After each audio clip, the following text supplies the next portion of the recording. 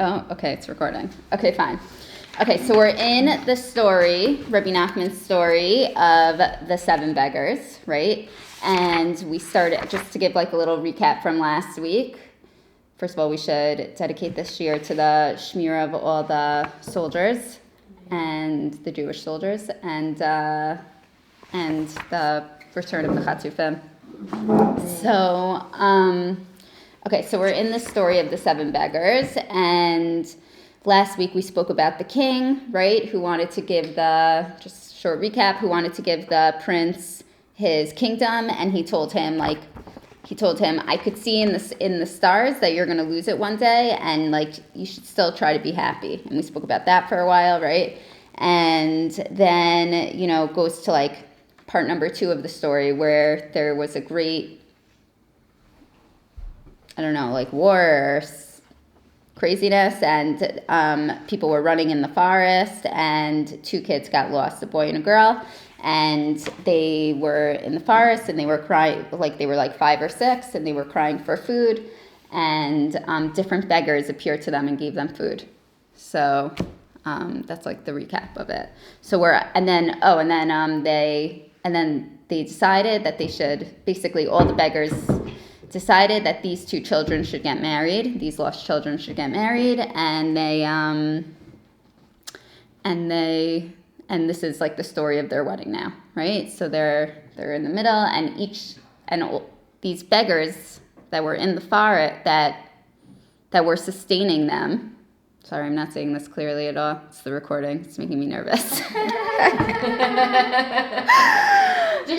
Breathe in, breathe out. Okay, yeah. Start over if you want. Yeah. Maybe a judge. No, I'm not going to start over.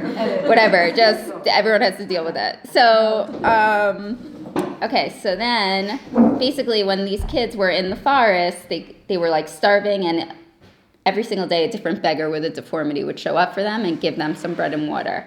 So now, that's how they survived. This was before they decided to get married. So now we're at the wedding, and we're going to read from the first day. I guess it's the Sheva Brachos, so the first day, right? Okay. Racheli, you don't have like an exact, like it's not Rav Aryeh Kaplan, but it's like similar enough. I looked it over. I looked at home, I have it. Okay, right. No, it's okay. Okay. Okay, so we're up to the first day. Basically, the kids, the bridegroom and the bride, I'm just reading from the paragraph before, the bridegroom and bride were also extremely joyous. They began to remember the kindness that God had showed them when they were in the forest. They wept and yearned very much, saying, if only the first beggar, the blind one, who had brought us bread in the forest, could be here. Right? Okay, so the first day. Suddenly, while they were yearning very greatly for the blind beggar, he spoke up and said, here I am. I've come to be at your wedding. I am giving you a wedding present that you should be old like me. I originally gave you this as a blessing, but now I am giving this as a full gift for the wedding present, that you should have a long life like mine. Okay, so we spoke about a little bit last week how each like defect of the beggars is really something. It's basically like they're not so much in this world that they're able to see something much more beyond them. Like the blind beggar, he's not, blindness it's not his defect, it's actually a gift. And he doesn't see the material world because his vision is on a higher realm. That's really what he's trying to like bring down and show to us. And his old age, because he's saying you should be old like me, so what does that mean, right? So it's like talking about his timeless connection to eternity, like his connecting to something that's forever. Unlimited. Right, unlimited. Like he's connecting to Ein Sof, he's connecting to this higher realm. And like the oldness is like this spiritual depth, not death, spiritual depth, right? Okay, so we're gonna read like what his story is about how he talks about how he's really not blind, right? You think that I am blind. Actually, I'm not blind at all, but the entire duration of the world's existence is not considered by me to be even like the blink of an eye. It was for this reason that he appeared to be blind. He did not look at the world at all, since the entire duration of the world's existence was not considered to be by him to be even like the blink of an eye. The entire concept of looking at anything in the world or seeing it did not apply to him at all. That's crazy. Right, like he was so above looking. So, Wow, that's deep. right, yeah, you could take a minute, but it's, That's so the antithesis of the world that we live in. That right, must be hard to live in. right. To live in a deeper world, in this world, is like, isn't that like, Contradictions. yeah, isn't Right. that like hard on the soul? I would think so. I mean, like, if you look at tzaddikim, which is what the beggars represent, like, we've But spoken sometimes about this, they're they're so like, they're run down, disconnected. you know? Also, Yeah. sometimes they're so disconnected. They're in such a different realm that they're disconnected. Right, but they're not, but I don't think it's easy for them, you know? Like, they, Torture. yeah, they have a lot of, like, if you look at tzaddikim, a lot of them, like, they, you know, they have, they have that on their face. But so he's saying, like, he sees the world, like, it's like the blink of an eye, like, he could see the illusion in it. That's basically what it is. Like, we're in this reality, and everything is so real to us, and everything is, you know, we can't find a parking spot, we go into, like, you know, like, yeah. We spill our coffee over ourselves, you know, it's like, why, you know? And then we sue McDonald's forever. Right, so, like, this is, but imagine if you had the perception of seeing the world as like in a blink of an eye. I heard in Sarah Goldstein's shiur, I wish I could remember who she was quoting, like which sefer she got this from, but she was saying that like if you wanna like be in the present, like think about like today is your last day, you know, like today it's not in like a morbid way, just like live life to the fullest. That's really what it's saying. Like today matters. But if you see things like in the perspective of the whole world, of like meaning even all the world's history, not just our world, you know, and it's like it's a totally different view. Somewhere, I don't remember where it was, but how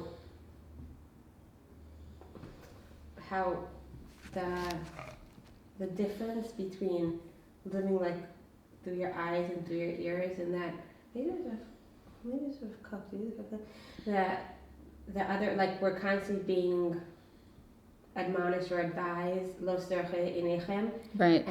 and that our like sense is the hearing. We say Shema Yisrael, like don't follow, like your eyes are the ones that deceive you, and that's why we're constantly being told like to use our ears. That's the sight of, like, that is our strength. Like a kol kol yakol, like it's hearing, because seeing confuses you and distracts you. Right. Because you think you can trust it. Right. You're So real. seeing what you see. Yeah. That's why I like the whole social media world, everything, it's just so shaka. And that's Right. also, It's just we such a close shaka. we cover our eyes And during it's Shema. ruining kids, it's ruining people, right, what you just said. Oh, for sure. And my father died in his sleep, and whenever, like, for years now, it's already like so whatever I unfortunately take for granted, but for years I'd wake up, I'd say Moza'ani. It takes on a different meaning. Like, it's really like a schus to wake up in the morning, and it really like changes your perspective on how you approach your day. Yeah. Now I'm already whatever. It's not so good about it anymore. Now I'm not so good about, like, So, you know. Abigail, the next one's going to be a deaf beggar. We're going to go into him too. So, Yeah, I mean, I think it's yeah. a different concept, but. right. No. It goes with it goes with And what so this. when we teach Shema, we cover our eyes, like not to be distracted by what our eyes. Do you guys see that lady, the blind one that walks around in town with her kids? Yeah, with the the Yeah. stick. She's Yeah, every every she's day. right? Every She's my morning. old Walks pond down teacher. aisle. Yeah. Every She was our morning. old pond teacher. Yeah, I remember with Dahlia you did that With class. Dahlia, right. Yeah. And it was not normal. What's her name? What? Really? She walks Her name around, is she has her Eva. baby in a carrier and another baby. No. And She has two I see her babies. sometimes on the corner of your Wow. cone, sometimes I see her by the manas. You know, She was all at the the- bus stop I see her today. walking down aisle alone. How does she Well, cross she's the brilliant. street? How does she know? She was waiting by the bus. How does she know which bus is Wow. coming? That's Every day like- we talk about her. We see her like, how does she know which bus to Forget get about on? it. I didn't learn any She's Hebrew, like but a she Nebuah. was It's like look at her, she- it's like- Right. Wow. On her own. Have you seen her around? Of course, yeah. Yeah. It's amazing. Do I live in this town? No. Yeah. She like Yeah. stood over there. She didn't stay around. She didn't let it stop her. Right, at all. It's amazing. Yeah. Okay. I am extremely old, but I am completely young. I have not yet begun to live, but nevertheless, I am very old. So, yeah, everything's like... I mean, to me, this just means, like, he exists beyond time. I don't know. Anyone could put in their 2 cents. It doesn't, you know. But, you know, when we were talking about this wedding originally, it's like there was such joy. And by the way, this is also like the point of the story, what the story is trying to teach us, like the intense joy and how to be living in happiness, you know? And he's saying, and like that also, I think that has to do with like this I'm extremely old and I'm completely young. It's like he sees everything, but like he's happy and like he sees it in like the scheme of the bigger picture. Thank you. He sees the bigger picture. And when you see the bigger picture, then you don't get like so agitated, worn down, whatever. Yeah. This is not merely my own opinion. I also have the word of the great eagle. Let me tell you the story.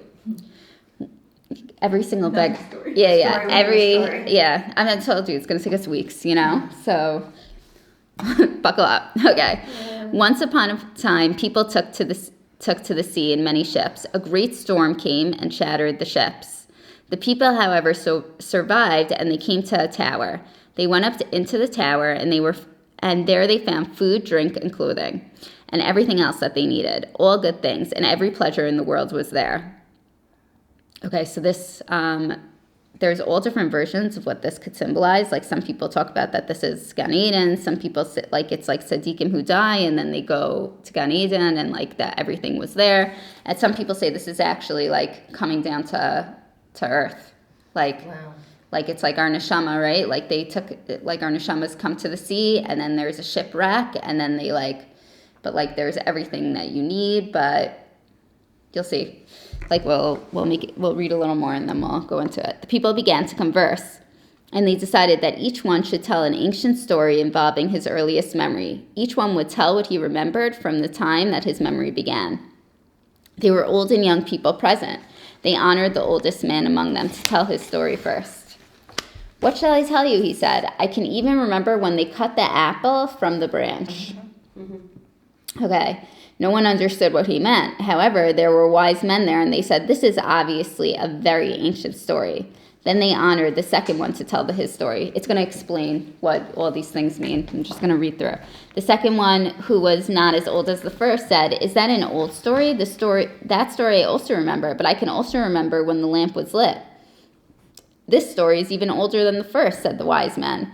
But they were quite surprised, since the second one was not quite as old as the first, but still he could remember an older event. They then honored the third one to tell a story. The third one, who was younger than the first two, said, I remember when the fruit began to have a structure. That is, when the fruit began to be put together. That story is even older, they responded. The fourth one, who was still younger, spoke up. I also remember when the seed was brought to plant the fruit. The fifth one, who was younger yet, said, I also remember when the wise men invented the seed. The sixth one, who was younger still, said, I remember the taste of the fruit before it entered the fruit. The seventh one spoke up. I remember the fragrance of the fruit before it entered the fruit. The eighth one said, I remember the appearance of the fruit before it was drawn onto the fruit. I was also there at that time, and I was still an infant. I spoke up and said to them, I remember all these events, and I remember absolutely nothing. This is a very ancient story, said the wise men, more so than all the others. They were very surprised that a child remembered more than any of them. In the midst of this, the great eagle came and knocked on the tower. "Stop being poor. Return to your treasures. Make use of your treasures." He then told them to leave the tower in order of their age, with the oldest going out first. As he brought them out of the tower, he brought me, the infant, out first, since I was actually older than all the rest. And he was bringing us out in order of age. Actually, the youngest was the oldest, and the oldest of them was the youngest. The great eagle then said, "I will explain the stories that each one told." So who's this great eagle? It's like, I know some people say it's even Hashem.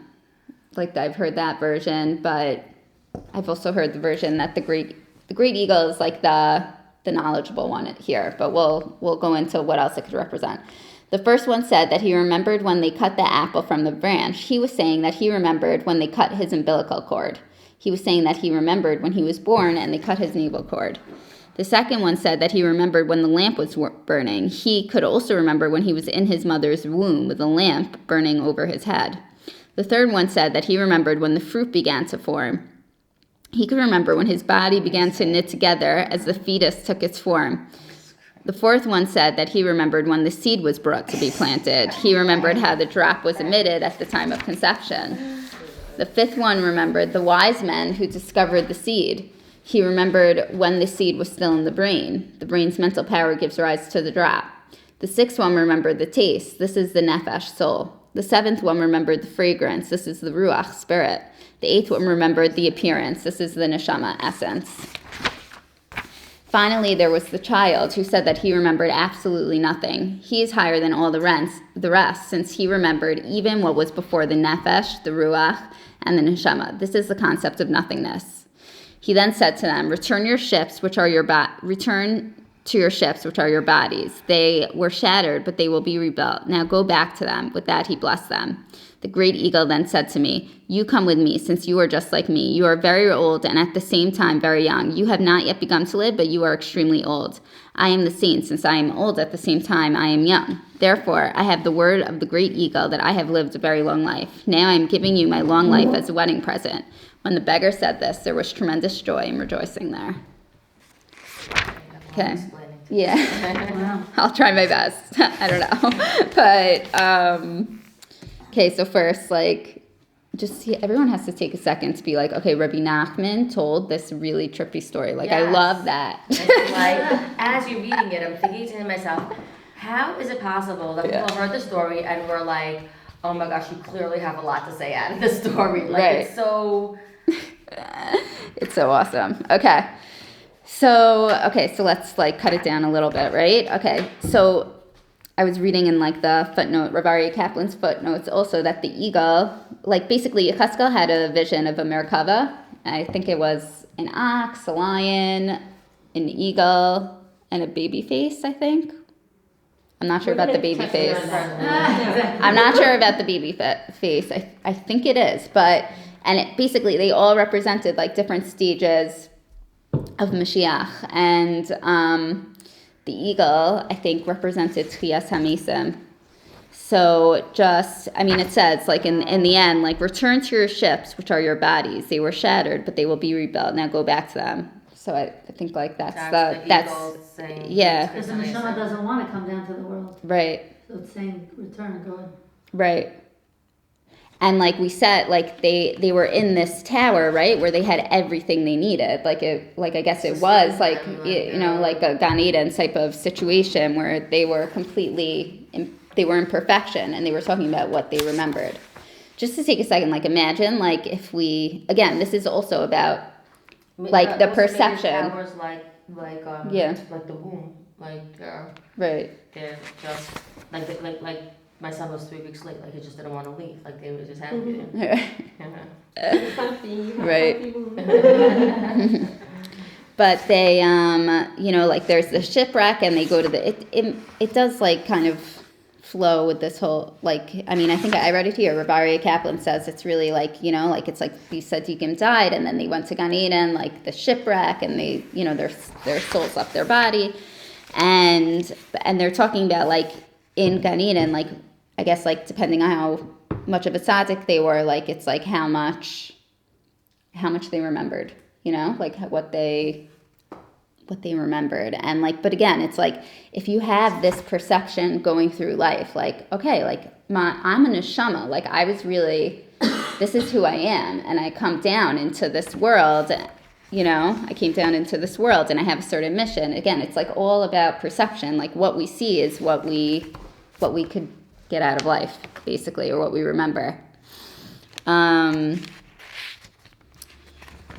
I just like to go into, I just think this stuff is interesting, but because I don't really know, like I researched it last night, like the nefesh and the ruach and the neshama.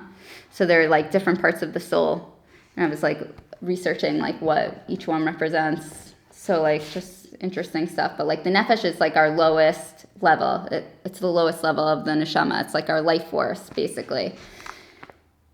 It could be that animals have like nefesh, but they don't have like the higher parts of the neshama, like it's like life force, right? And then the ruach is like this intermediate level of soul, and that's like more like our emotions and our morality and our relationships, like, and it's like, and like developing it is like when we elevate the ruach, it's like elevating our emotional actions and trying to align like our emotions and actions with the divine will. Like it's a higher... Right. You're not just letting it like go hefker and be animalistic emotions. Right. You're elevating your emotions it's like in work... a godly way. Right. It's like distinguishing between right and wrong and like speech and feelings. That's like where the ruach comes in, And the neshama is the highest level of the soul, and that's like it represents like intellect and divine awareness and spiritual consciousness, and it allows connection with higher truths and pursuit of spiritual growth. Like that's like it's linked to like transcendence, basically. It's like the highest place.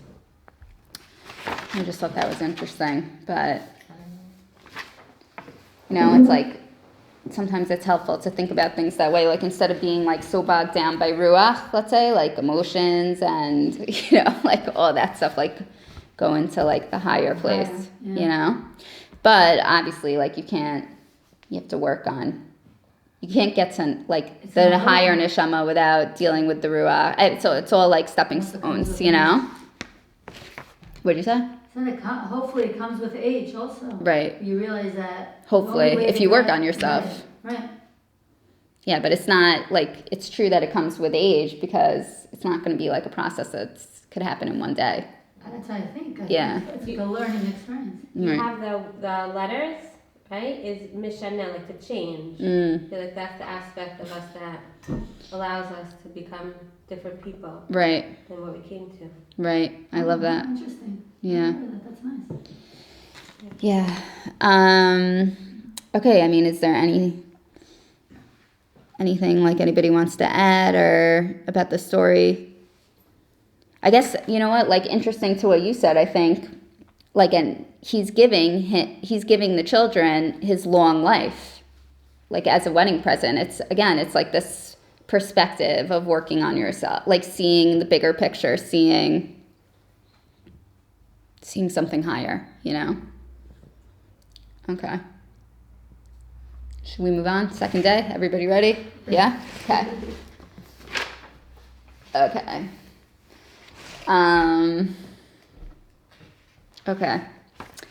Okay, on the second of the 7 days of celebration, the couple began to remember the second beggar, the deaf one, who had sustained them and given them bread. They wept and yearned, "How can we bring here the deaf beggar who sustained us?" While they were yearning for him, he suddenly appeared and said, "Here I am." He fell on them and kissed them. He then said to them, "Now I will give you a gift that you should be like me. You should live a good life like mine. I originally gave you this as a blessing, but now as your wedding present, I am giving you this as an unrestricted gift. You think that I am deaf? I am not deaf at all, but the whole world does not amount to anything to me that I should listen to its shortcomings. All sounds come from deficiencies, since everyone cries out because of what he is lacking. Even all the joys of the world are the result of lack, since it is only because one has a lack that one rejoices when his lack is filled. But the entire world does not amount to anything for me that I should allow its deficiencies to enter my ears." I was literally just learning this in Chavas Halvos yesterday. It's crazy. Okay, so just like, so this deaf beggar, right? So he doesn't, he doesn't hear the imperfections of the world, and he's only focused on divine harmony. Gonna use that, like he's not, and he says like true listening. I mean, he says it in a different way here, but like, does not amount to anything to me that I should allow its deficiencies. The entire world does not amount to anything for me that I should allow its deficiencies to enter my ears. So like true listening involves filtering out all the negativity. Wow. That's It's a it. really high level. Right. But he says that even the joy, the positivity is nothing. I know. So I'll tell you what this reminds me of, and anyone could put in their 2 cents because I have no idea. But I think it's like Rebbe Nachman has a piece where he talks about like, now when something bad happens, we say, Baruch Dayam, what? No, I don't even think he says that. Or something? No, we say, Dayan Hamet, and then at the right, end, Dayan Haman and Tovu Tovu. Mitev, right, for the good. And like he talks about how in the future, like it's not even good. There's no difference. There's no It's difference. only going to be, right. Like we're gonna see, We're going to see that we're going to have such clarity. right, that it's really all good. And it's like, I gave this mashal that it's just worth repeating from, everyone who heard it already, but like from Rav Shi Weingart, he's like, like we're in this world, right?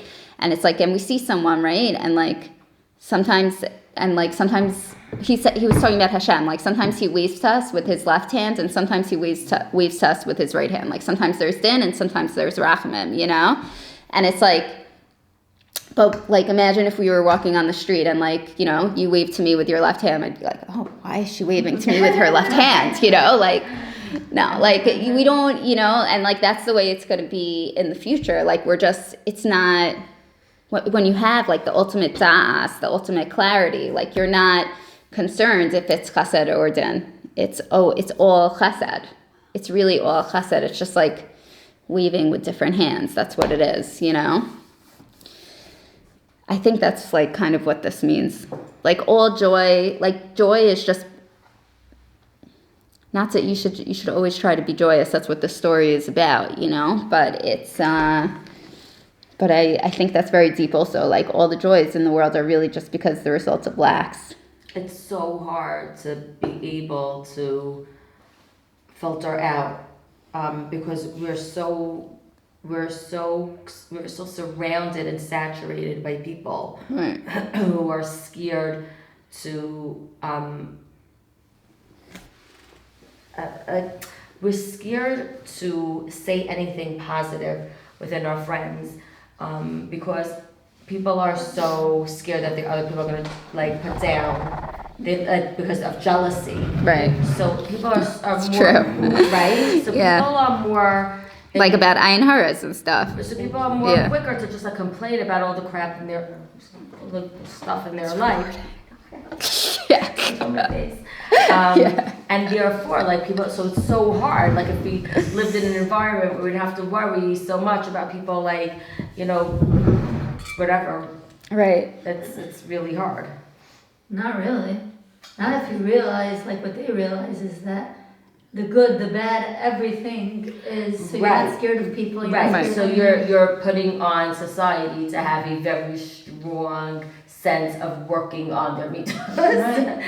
And like Mir Hashem, we should all be there. But Right, I hear you.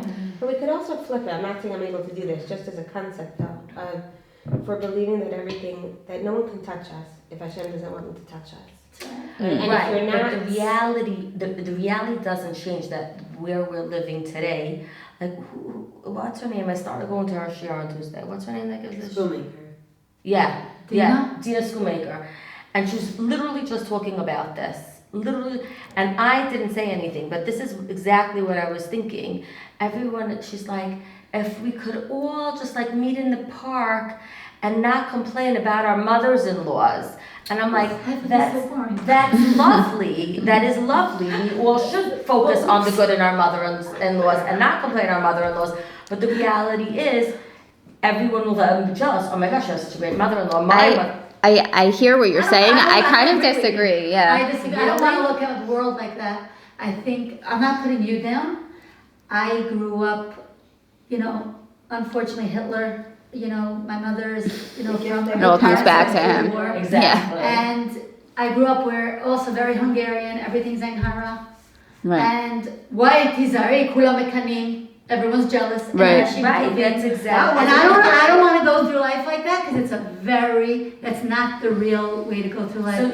I want to choose. It stems from? Wait, I just told you. So where do you think it I stems just told you. And I don't feel like you get to your level and your neshama level by going through life like that. I want to see people as good. Right. I don't want to see people as jealous. And when I come to shiur, I go anywhere, I choose. Wait, I think we should all choose What to we be. all should do Everyone is different. forgives us.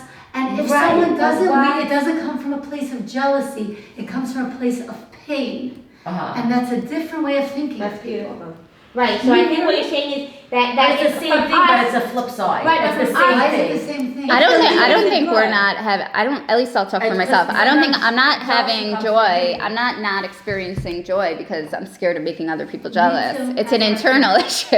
Right. You think like the reason why you're not, I like think- it's no, talking, I- it's no, whether no. we're talking, you don't Not have to talk about why. anything or, Not what? why they're not experiencing it. Why they're not sitting around hello. and sharing it. That's what I'm saying. Right. Why people aren't sharing the positivities You think in they're their- not? I think people tread on, like, they tread quiet because they don't want, like, let's say they don't want to talk about their kids because this one might not have children. You're right. They don't want to I talk think you about are children right. because this one doesn't have a shit up yet. Like, You Right. are right. careful with who they say what to. Right. And why is that a negative? I think people. I think that's fine. Right. I Why think, is that a negative? no, I think the issue is just actually feeling joy within. I don't think it has to do with, That's the whole thing about not sitting around and about trying to flip Work the to conversation. the Deaf Beggar. To the Yeah. flip the conversation to always be positive, but people sit and vent, right? Right. You're saying it's easier to kvetch because you feel Right. like you get. So I had a meeting like recently with Rebbe, and he was saying he's like it's so, and I find this to be true, like a different point than what you're saying, like human condition, like our minds just always go to drama. Right. We tend. That's just it. Negativity That's bias exactly also, what you I'm can trace saying. it Thank you. That's the We're word I all was looking sitting for. around Thank you. venting. Yes. What did you say? What did you say? It's Negativity bias, it doesn't have right? to do You know with the what I ayin mean? haras and the this idea and is the that. It's just From natural. like a psychological perspective is that in order to stay alive, our brain job is to keep us alive. And in order to stay alive, we have to notice the fire, not the flowers. In Right? order to stay alive, what? In order to stay alive, we have to notice the fire, not the flowers. Okay. It's like, Right, so our interesting. brain is drawn to the negativity as a protective mechanism. Right. Right, and that it's an avoda to retrain our brain. Right, That's what I'm saying, but right. here's the crucial point: you can only do that if you know you're not in danger. Right? If you're in danger, you have to be drawn to the. Right. right. So that's what So I'm where's saying. our I sense feel of like not being in danger coming everybody from? doesn't feel they have the good. So they're worried about. Right. You understand? So That's talking exactly for what I'm myself, if where do I need to be to get there, I would have to have a complete trust in Hashem that I'm safe. Right. That He's protecting me, So so I'm that's not what in I'm saying. danger. That we all the society we live in, Yeah. we all need to work with that, I'm right? trusting that our safety comes from Hashem because On then every the other person on can't so touch many me. different facets of it. Right. In order I to disagree feel- with but you. the thing I don't is- think it's The thing, no, it's fine. I'm just saying. Okay, I want to move on a little bit, but the point is that it's internal. Like it's Right. not. All the work is within. It has nothing to do with anybody else. You know. That's just like. It's just. true. It's true. It's within. Like like. And you can't control other people anyway. Yeah. Everyone's gonna be what they're gonna be. You have to Right. just focus on yourself. Right, And and like that's it. Abigail, like All I really positive. liked what you said, like just feeling safe, like with Hashem, like that's it. And then if you want to, Right. that's But it. we have It's to internal work. It's so like Yeah. non-pathologizing. It's when I don't feel safe, that's when I have to look out for danger. Yeah. Right. That makes sense. It totally does. I love it. Okay. Just like a small thing that I want to add here, right? Like it's interesting because the deaf beggar like falls on them and kisses them, right? The blind beggar did it, and it's also this deaf beggar is like he only sees goodness, like he's filtering out negativity, like he's full of warmth and love, and like that's what he's coming to represent over here. Also, okay, so we'll go into his story a little bit. Okay, I have a good life where nothing is lacking. I have the word of the lands of wealth that I live the good life. His good life was that he had bread to eat and water to drink. Simple, right? That's his good life. Like, because we said before that that's how he was able to feed the children. Okay, he then told them the story. So this is now the Deaf Beggar stories. There was a land that had lots of wealth and great treasures. Once the people got together and each one began to boast about how he lived the good life. Each one related exactly what kinds of good life he had. I spoke up and said, I am living a good life that is better than your good life. If you want proof, let me tell you about a certain land. If you are truly living a good life, let's see if you can save this land. This land had a garden. This garden had fruit, which had every taste in the world. It also had every fragrance in the world. It also had every sight in the world, every color and every kind of flower. Everything was in that garden. There was a gardener in charge of this garden. Because of that garden, the people of the land lived a good life. The gardener then vanished, with no one tending the garden. Everything in the garden naturally withered and died. Nevertheless, the people were still able to live from the wild plants that grew in the garden. A cruel king then attacked the land, but he was not able to do anything to the people. Bless you. He therefore decided to ruin the good life that the land had from the garden. However, he did not ruin the garden itself. Instead, he left 3 groups of servants. He ordered them to follow his instructions and thus ruin the people's sense of taste. As a result of what they did, whenever anyone tasted anything, it had the taste of a rotting carcass. They also ruined the sense of smell. Every fragrance that the people smelled had the stench of galbanum, whatever. They also destroyed the sense of sight. They dimmed the people's eyes as if they were covered with clouds and mist. All this was done at the cruel king's commands. Now, if you are truly living the good life, let's see if you can save them. I am telling you this because if you do not save them, then the damage that has stricken this land can also harm you. So this is what the Deaf Beggar is saying, right? He's telling them this story about how he saved this city, this land. The wealthy people set off toward that land, and I also went with them. While traveling, each of them lived the good life in his way, since each one had taken along his treasures. However, as soon as they came near that land, their sense of taste began to go bad. They also began to feel that other things were also being spoiled for them. I said to them, you have not even entered the land yet, and your sense of taste is ruined. What will happen once you actually get there? How will you be able to save them? I then took my bread and water and gave some to them. As soon as they tasted my bread and water, their sense of taste was remedied. The same was true of their sense of smell and the like.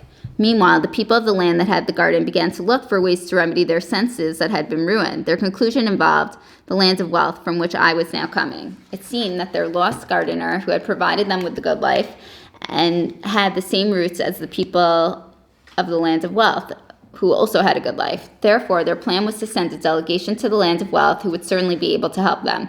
They sent messengers to the land of wealth. Along the way, the messengers met the people from the land of wealth with whom I had gone. Where are you going? They asked the messengers.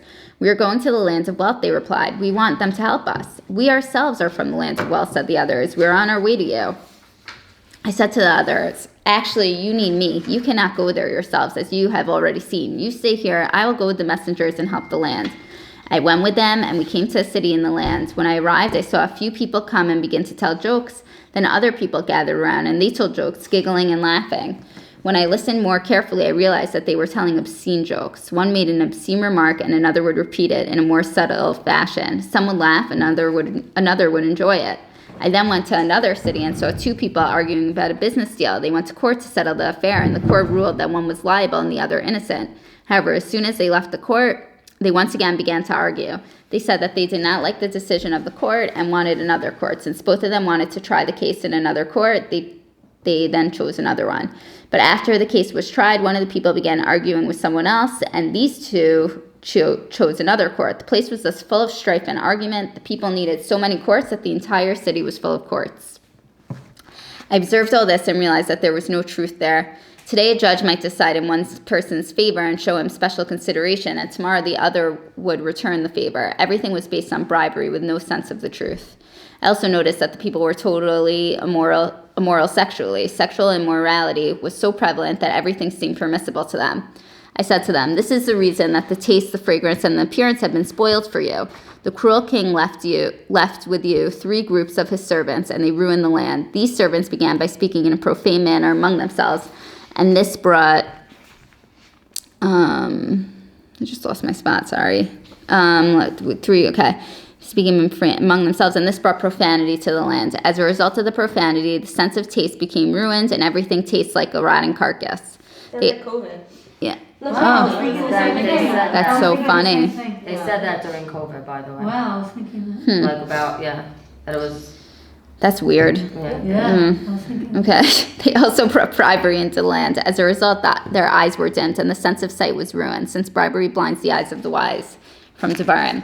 Also, they brought sexual immorality into the land. This caused the sense of their smell to be ruined. Therefore, you must correct these 3 wrongs in your land. Find out who the king's servants are and drive them away. When you correct these 3 wrongs, then not only will you restore the taste, fragrance, and appearance, but the missing gardener will also be able to be found. People did this and began to rid the land of these 3 wrongs. They investigated the king's agents, and when they captured them, they asked, "Where do you come from?" When they determined that they were the cruel king's agents, they banished them. The land was thus rectified of the 3 wrongs. While this was going on, there was a sudden excitement. People began to say, there is a crazy man who is going around saying that he is the gardener. Everyone thought that he was crazy, so they threw stones at him and drove him away. But somehow it is possible that he is the one. Maybe he is actually the gardener. The men who were trying to remedy the land went and brought him before them. I said, "Certainly this is really the gardener. Therefore, I have the word of the land of the wealth that I lived the good life, since I was able to rectify this land. Now my gift to you is my good life." When he finished speaking, there was great joy and tremendous rejoicing. Similarly, all the beggars were to return and come to the wedding, giving the couple wedding presents that they should be like them. What they had originally given as a blessing, they gave as a wedding present. The first one thus gave them a gift of long life, while the second one gave them the gift of a good life. Okay, so now we could go into the story for a few minutes, right? can I just say something? Yeah. So what I noticed when you said start of the second day was that they were looking for the beggar, and then all of a sudden he appeared both Right. times. Right. So does that mean that like when we look for Hashem, Hashem sends us? Yeah. I mean, that's a big theme in Rebbe Nachman, thanks, because I meant to bring that up. But it's like, it's this yearning. I mean, Rebbe Nachman, that's all he talks about, like the process, like just the yearning and the wishing and the wanting and the ratzon to do right and to come close to Hashem. Like that's like, if not 100% of Wow. Okay. the fight and the point. Like not so much where you end up, more Not how much you yearn, Right. you know?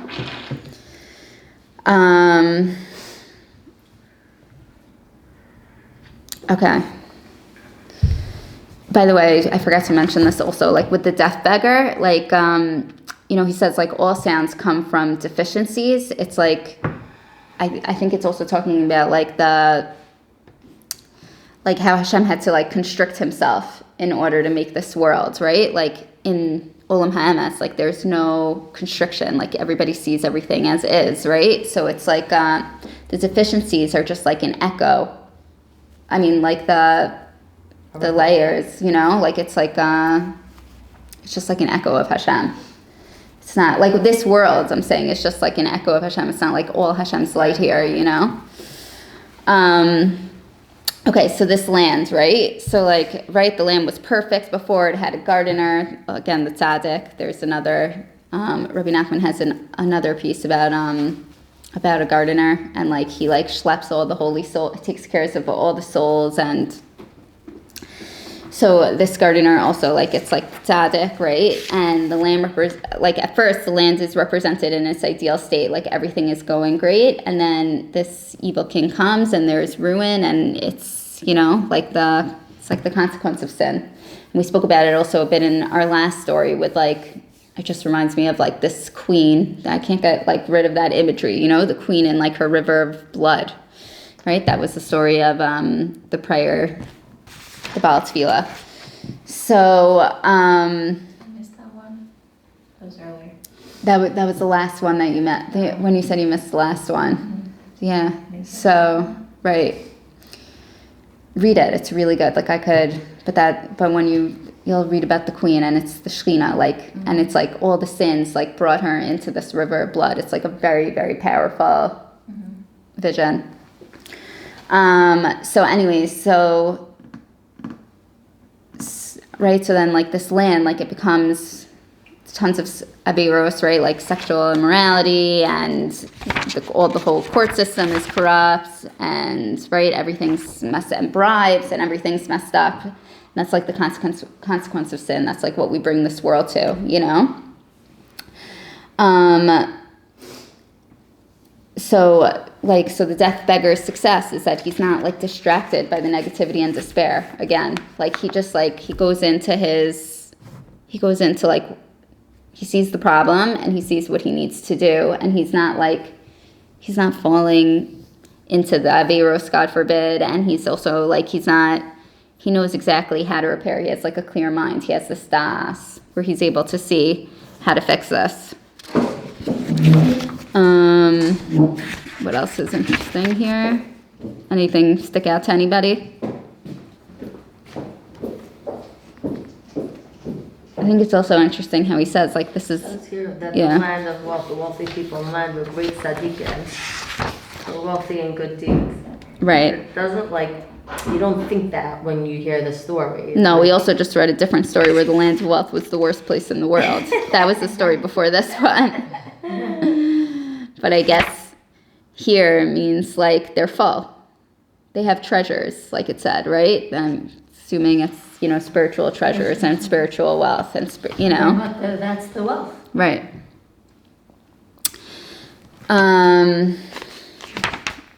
Yeah, and it's just also interesting how he says, like, this is the good life. The good life is not to be distracted by all the despair and the drama and what our minds regularly go to. And that's what he's able to gift the kids with.